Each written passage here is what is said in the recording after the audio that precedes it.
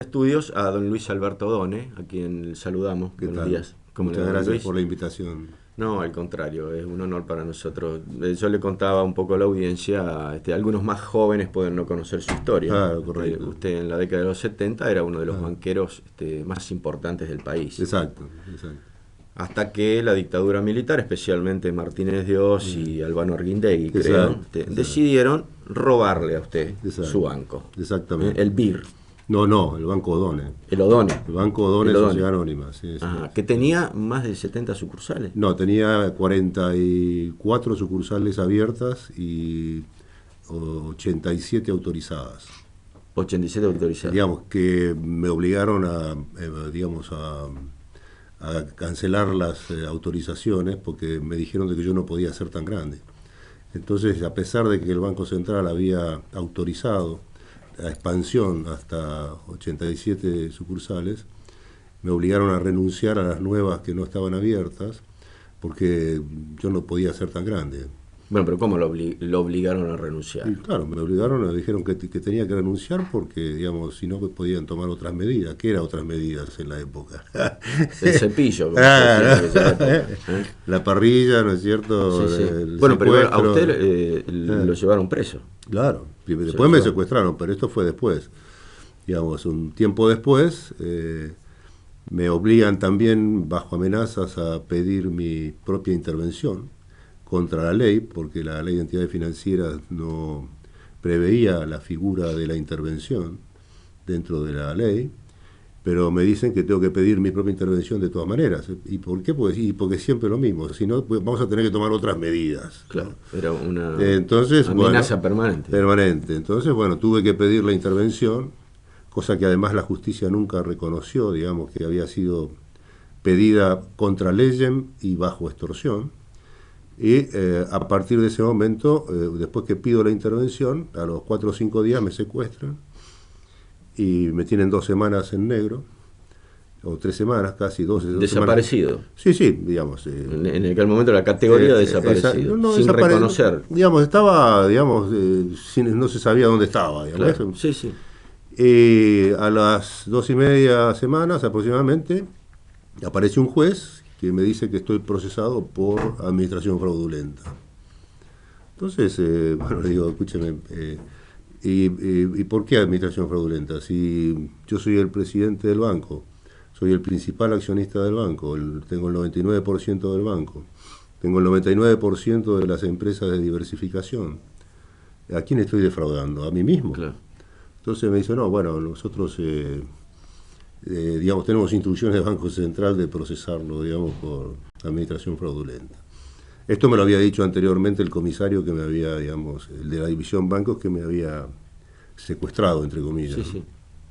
Y cuando viene el juez me dice que me han iniciado una causa por administración fraudulenta.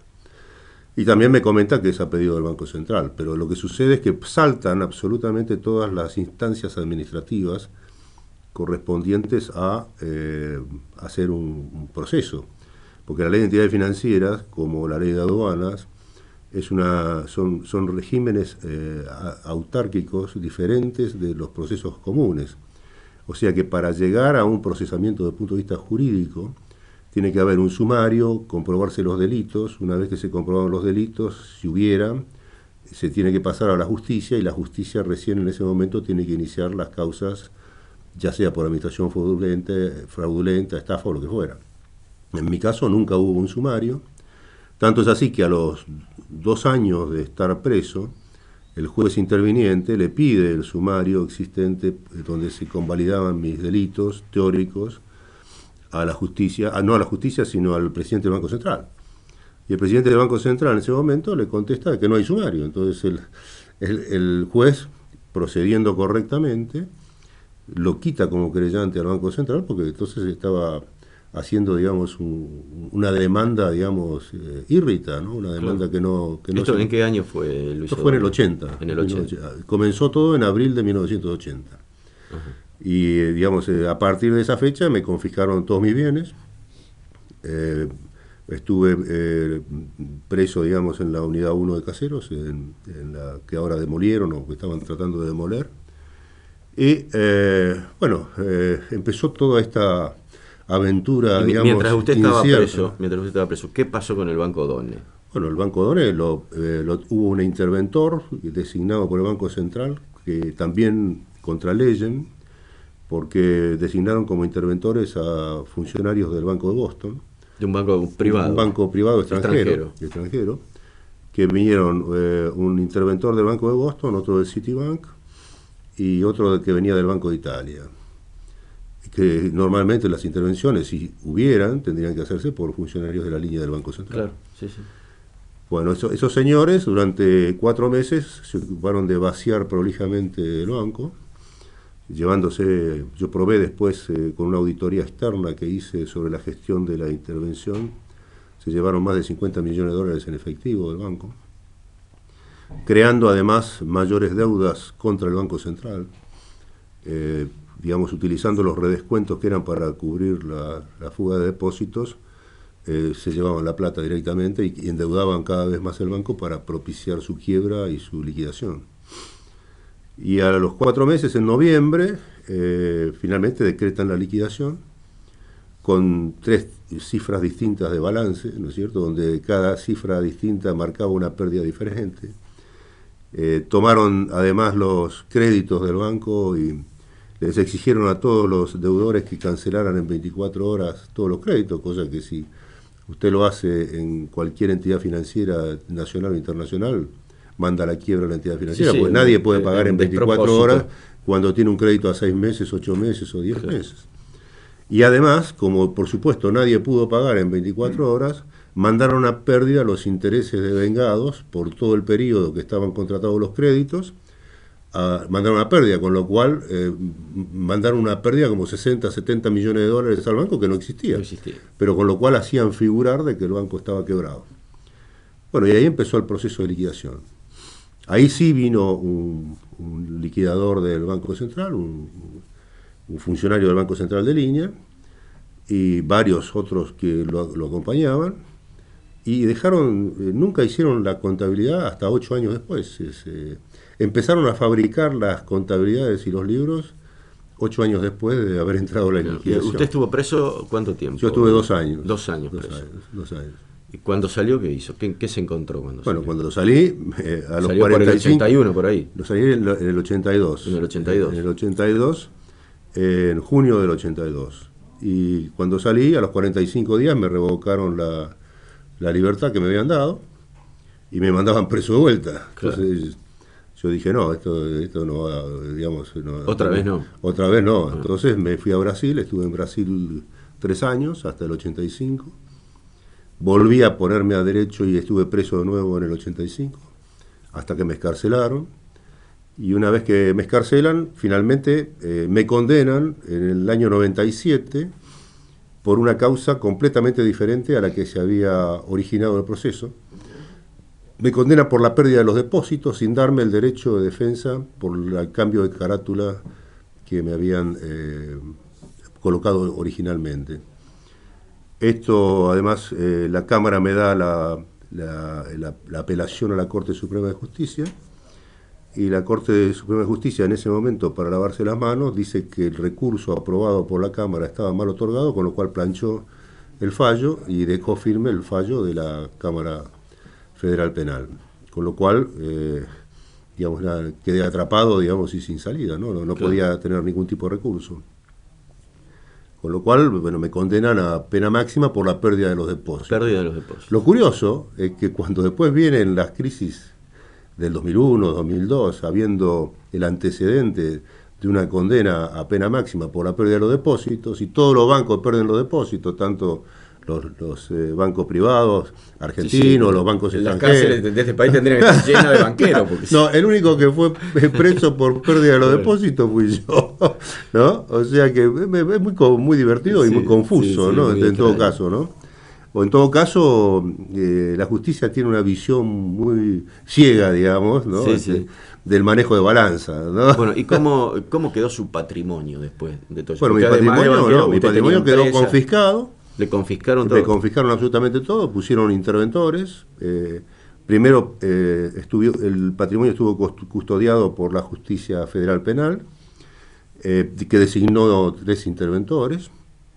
A los 2 años, aproximadamente 2 años y pico, de estar esa intervención funcionando y preservando el patrimonio del grupo eficientemente como garantía para el Estado, se produce un conflicto de poderes con la justicia comercial, porque el juez federal, en función de los montos que estaban custodiados, que eran más de 800 millones de dólares, según el embargo que yo tenía, regula unos honorarios de más de 2 millones de dólares para los interventores. Entonces ahí salta el juez comercial y dice que la intervención estaba mal efectuada por parte de la justicia federal penal, y se produce un conflicto entre el juez comercial y el juez federal, con lo cual finalmente, como la Cámara respaldaba al juez comercial, digamos, porque lo que estaba en litigio, digamos, básicamente eran los 2 millones de dólares. ¿Quién se quedaba con los honorarios? ¿No? Claro. Le hacen devolver a los interventores de la justicia federal los 2 millones que habían cobrado, y después se los llevan los de la justicia comercial, otros 3 que ponen la justicia comercial, en un conflicto de poderes que realmente es absolutamente insólito, ¿no? Bueno, esto pasó. Bueno, y usted ahora y la justicia comercial le empezó a liquidar todas las empresas y los bienes, porque respondía no a los intereses del Estado, sino a los intereses de la banda de Martínez de Oz, Arguindegui y los Chicago Boys que estaban manejando el Banco se Central. le quedaron con toda la plata. Se quedaron con todo. Se quedaron con todo. Pero no pudieron quedarse con todo, digamos. Me hicieron malvender algunas compañías. Por ejemplo, me extorsionaron estando preso para vender el Diners, que era la única tarjeta de crédito que había en la Argentina en esa época. Una compañía que facturaba 700 millones de dólares al año en esa época y tenía utilidades por más de 8 millones de dólares después de impuestos, en donde el valor de la compañía era de unos 24 o 25 millones de dólares. Entonces el vicepresidente del Banco Central, Alejandro Reynal, convoca al presidente de la compañía, que era el doctor Ovidio Jiménez, una persona, digamos, muy respetada y respetable, para decirle de que me tenía que mandar el mensaje de que yo tenía que vender el Diners, porque si no lo vendía iban a gestionar con la compañía licenciataria en Londres de la marca, que me sacara la marca, y iban a hablar con los bancos que financiaban las tarjetas, que eran el Banco Río de la Plata y el Banco Palmares. Iban a hacerme cortar los créditos para que la compañía se cayera. Y bueno, entonces dije, bueno, la vendemos. Entonces, pero como la compañía esta vale 24 millones y va a ir en un remate, vamos a poner un precio base de 16 millones de dólares. Vuelve entonces en esta decisión el doctor Ovidio Jiménez a reunirse con el vicepresidente del Banco Central.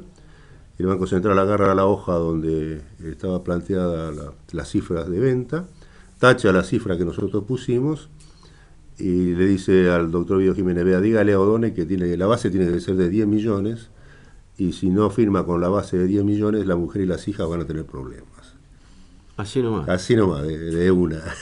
Entonces viene de vuelta a la cárcel y me dice, vea, don Luis, esto viene así. Entonces le digo, bueno, ¿dónde hay que firmar? Porque yo me puedo bancar lío solo, digamos, pero involucrar a mi familia ya sería, digamos, una barbaridad. Y este es un caso mucho más sustancial e importante que papel prensa, por ejemplo, que se ha dado tanta bulla, digamos, en los últimos meses, porque el papel prensa nunca llegó a facturar 700 millones de dólares al año.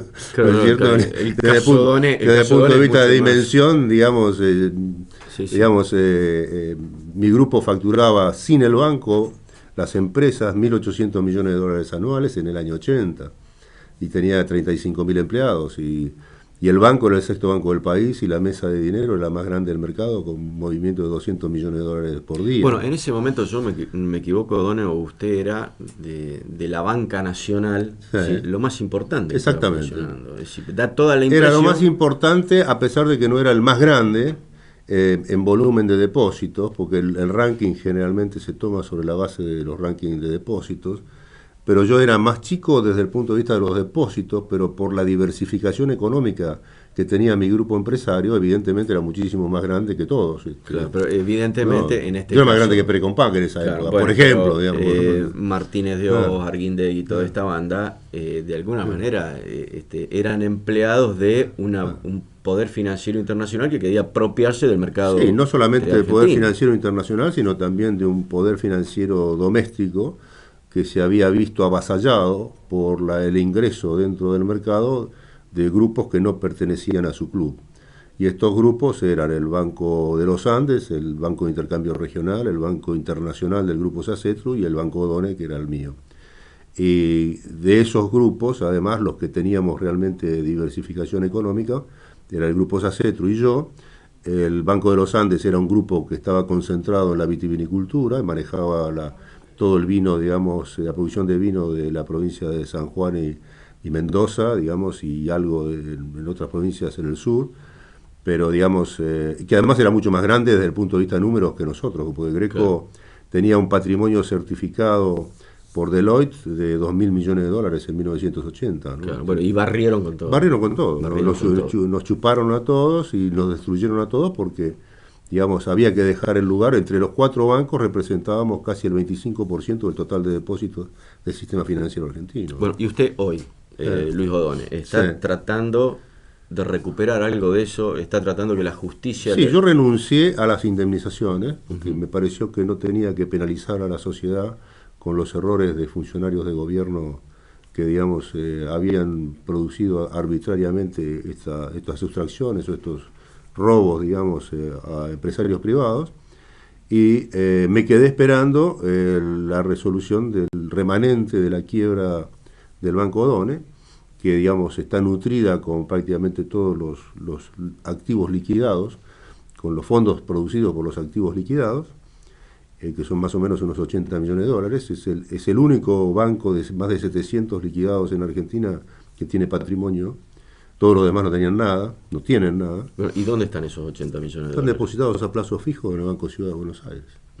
Son suyos. Son míos, claro. Son suyos. Lo que pasa es que el Banco Central se los quiso apropiar, presentándose a la verificación de créditos con 3 carillas de papel carbónico, de fotocopias de papel carbónico, donde decían que el Banco Odone y Luis Odone le debía 2.320 millones de pesos, cosa que consiguieron convalidar mediante la colusión entre el Banco Central y un síndico ad hoc que fue designado por la jueza que estaba en esa época, y nosotros luego presentamos un incidente de revisión sobre ese fallo, que ahora hemos ganado, ¿no es cierto?, en donde la justicia me está restituyendo, porque además la justicia comercial comprobó todas las irregularidades, los robos, las malversaciones de fondos efectuadas por los funcionarios del Banco Central dentro de la administración del Banco Odone en los últimos 31 años. ¿no? Claro.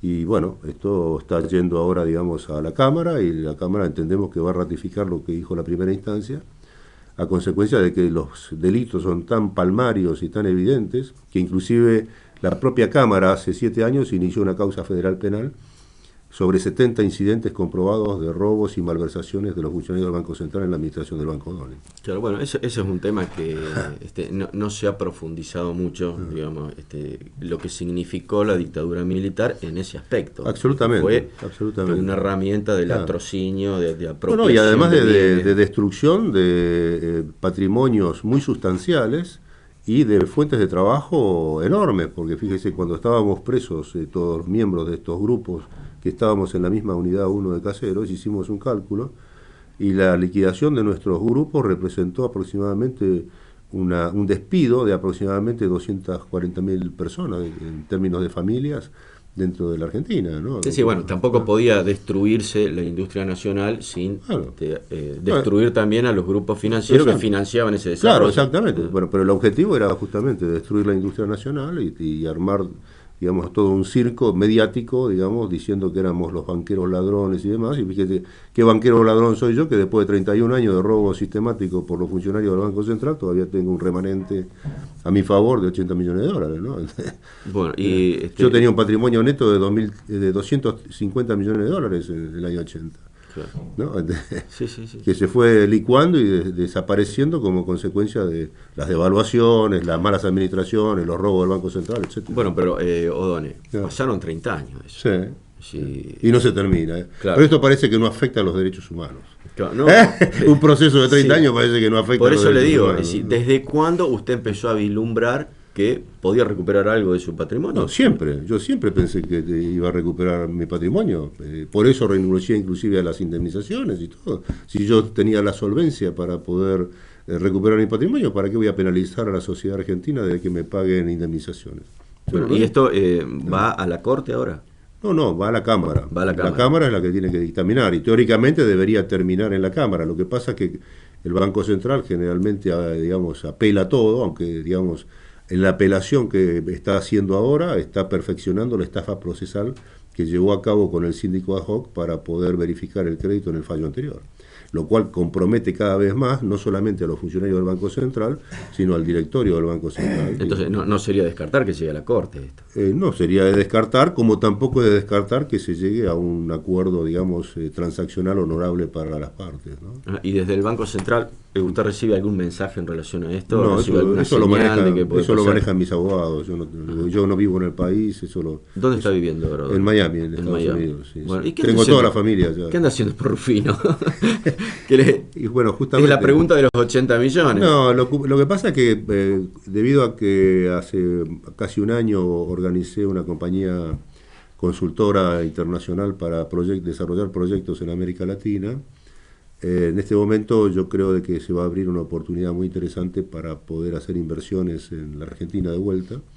Y como uno de los principales negocios en los que yo estuve involucrado en la Argentina fue el negocio agrícola ganadero, donde, digamos, tuve un rol, digamos, importante, pues yo llegué a ser el principal acopiador de cereales de la Argentina, fui el 10% del total de las exportaciones argentinas de cereales, tenía puertos propios, etcétera, y además era en invernada de Hacienda hacía 40.000 cabezas anuales. Entonces yo creo que en este sector realmente va a haber una chance muy interesante, no solamente en la producción primaria propiamente dicha, sino en la incorporación de valor agregado a la materia prima producida por el país para crear productos de exportación, tanto en energías alternativas como en productos de transformación de la materia prima. Y allí creo que va a haber una chance muy interesante como consecuencia de las crisis internacionales que se están viviendo en los Estados Unidos y en Europa. No hay dónde colocar la plata, claro. ¿no? Y en el sector alimenticio y de transformación de la materia prima hay un nicho muy importante para desarrollar, y eso es lo que estoy mirando en este momento. Bueno, ¿alguna idea de poder invertir en ese sentido? Exacto. Aquí en Rufino? En Rufino, no solamente en Rufino, en el sur de la zona donde yo trabajaba, ¿no? Rufino, digamos, provincia de Buenos Aires, Santa Fe, Córdoba, Santiago del Estero. Ahora se ha desplazado toda la parte ganadera a las zonas periféricas. Algo vamos a hacer en Formosa, ¿no es cierto? Bueno, Done, cuando recupere esos 80 millones de dólares, ponga su base de operaciones acá en Rufino. Acá estamos cerca de todo. Estamos cerca de Buenos Aires. Base de operaciones vamos a tener la semana que viene, porque ya está con mi asociado acá, con César Campos. Estamos ya armando la estructura para empezar a trabajar y digamos, ya vamos a empezar a hacer negocios. Bueno, muy bien. No es un tema para cuando reciba las indemnizaciones y, digamos, en todos estos años yo he desarrollado una serie de relaciones muy importantes desde el punto de vista financiero, tanto en Europa como en Estados Unidos, para, digamos, canalizar hacia países de América Latina. Entonces, bueno, pero es importante, esto es lo que voy a hacer, digamos. Es importante lo que usted acaba de decir, de que no solamente la inversión en la explotación agrícola ganadera, sino en agregarle valor. Claro, justamente, digamos, lo que pasa que es lo que estos pueblos necesitan. Pero yo vengo insistiendo desde la época de Martínez de Oz, en que yo les dije que había que hacer una retransformación agroindustrial de la Argentina y transformar la materia prima en valor agregado. ¿Usted le dijo eso a Martínez de Oz? Por supuesto, sí. Y no solamente a él, se lo dije después a otros también. Con razón le pasó. Por supuesto. Además le dije que no había que someter al país a un endeudamiento indiscriminado, sino que había que poner un énfasis en la transferencia de tecnología más que en el endeudamiento externo. Y bueno, a los 4 meses me voltearon. Sí. Totalmente predecible. Además le dije por televisión en un programa con Neustadt, donde había otros 5 empresarios y banqueros, le dije que si la política del proceso de reorganización nacional era la quiebra del sistema financiero argentino, porque nosotros a las utilidades las calculábamos con decimales y los quebrantos venían por enteros, ¿no? Claro.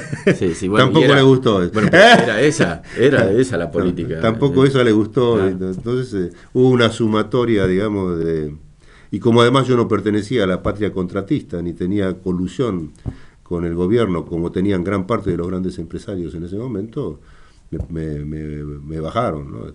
Claro. Esto fue, digamos, lo que pasó, ¿no? Bueno, ¿hasta cuándo se quedan, Rufino? Voy a estar hasta mañana pasado. Así que... ¿Se vuelve a Miami directamente? No, me vuelvo el jueves para Miami, Bueno. digamos, y tengo otras cosas que hacer en otras partes. Bueno, lo esperamos de vuelta por Rufino, Sí, y pronto ojalá voy a que estar. se puedan concretar todas estas ideas que tiene usted, que son las que compartimos, digamos, la gente del interior del país, que ¿Y qué es lo que se necesita, no? para que crezcan estos pueblos necesitan justamente inversiones para transformar esa Y materia que se prima. creen polos regionales de desarrollo económico, Así ¿no? es. Que es lo que a veces los gobiernos demoran o no hacen. Bueno, acá se va a tener que pelear un poquito con Cargill, con algunos... No, porque yo estoy en nichos diferentes, no, Sí. no me interesa competir con ellos porque ya me pasó lo que me pasó, ¿no? Claro. Se aprende, ¿vio? Sí, De la claro. derrota se aprende. Bueno, Luis Alberto Done, muchísimas gracias por acercarse. Muchas gracias por tu hasta acá. atención y siempre a tu disposición para lo que Bueno, lo necesites. esperamos, lo esperamos Magnífico. por Rufino. Ya venga con la valijita. Cuando cobre los 80, venga con la valijita. Bueno, a ver si se puede hacer en Rufino algo que sirva para eso, para transformar la materia prima, generar fuentes de trabajo. Exacto. Esa es la idea y lo que necesita el país, además, ¿no? Bueno, le